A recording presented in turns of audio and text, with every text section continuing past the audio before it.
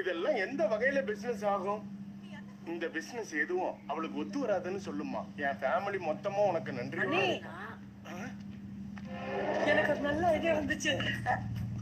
Sugar பேஷண்ட்ஸுக்கு sugar இல்லாத sweets விக்கிற மாதிரி அல்சர் பேஷண்ட்ஸ்க்கு காரம் இல்லாத பண்டங்கள் வித்தா எப்படி இருக்கும்? என்ன அப்படி ஒத்து பாக்குறீங்க? என்ன பத்தி ஏதாவது குறை சொல்லிட்டு இருந்தீங்களா? சமாளிக்கவே எனக்கு தைரியம் பத்தல. இதுல குறை எங்க சொல்றது? ஒண்ணு மறந்துட்டு பாரு. சேல காசு கொடுக்கறதுக்கு சாந்தி வீட்டுக்கு போனா ஒரு விஷயம் சொன்னா.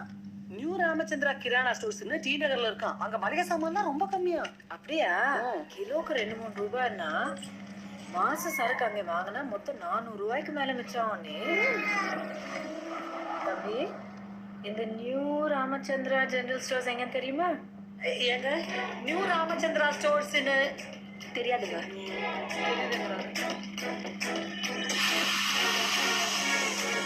நீ சொன்ன ராமச்சந்திரா கிரானா ஸ்டோர்ஸ் இங்க யார கேட்டாலும் தெரியலங்கறாங்க.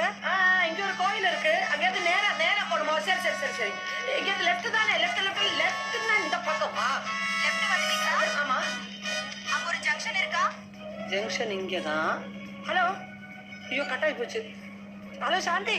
ஐயோ பேலன்ஸ் இல்லாம கட் ஆகி போச்சு. 60 ரூபாய்மா? ஆமா 60 ரூபாய் தான். என்ன பண்றது? ஜங்ஷன் இங்க தான். சரி போன கொடு. ஏன் பேலன்ஸ் தீந்து போச்சு? அப்ப பேசணும்ல. அப்பதான் காலியாச்சு. ஐயோ அதை விட நம்மளே பாத்துக்கலாம். இதோ இங்கதான் இருக்கு.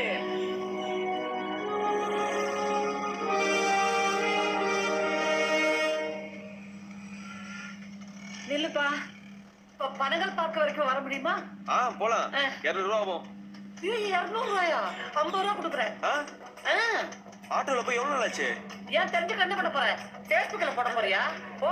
200 ரூபாய்க்கு நாங்க ஏசி வண்டி எடுப்போம். இங்கேயும் சண்டை போடாது. தம்பி பனங்கள் பார்க் வரைக்கும் எவ்வளவுப்பா? 250 ரூபா ஆகுமா? ஐயோ அந்த பக்கம் ஸ்டாண்ட்ல 100 ரூபாய்க்கு வரேன்னு சொன்னாங்களே. அப்ப அங்கேயே போயிடுதுங்க. 150 ரூபாய்க்கு போலாம் பாப்பா. ஃபைனலா 200 ரூபா கொடுத்தீங்கன்னா வரேன். அந்த கடையில வாங்கினா 400 ரூபாய் லாபம் சொன்னல.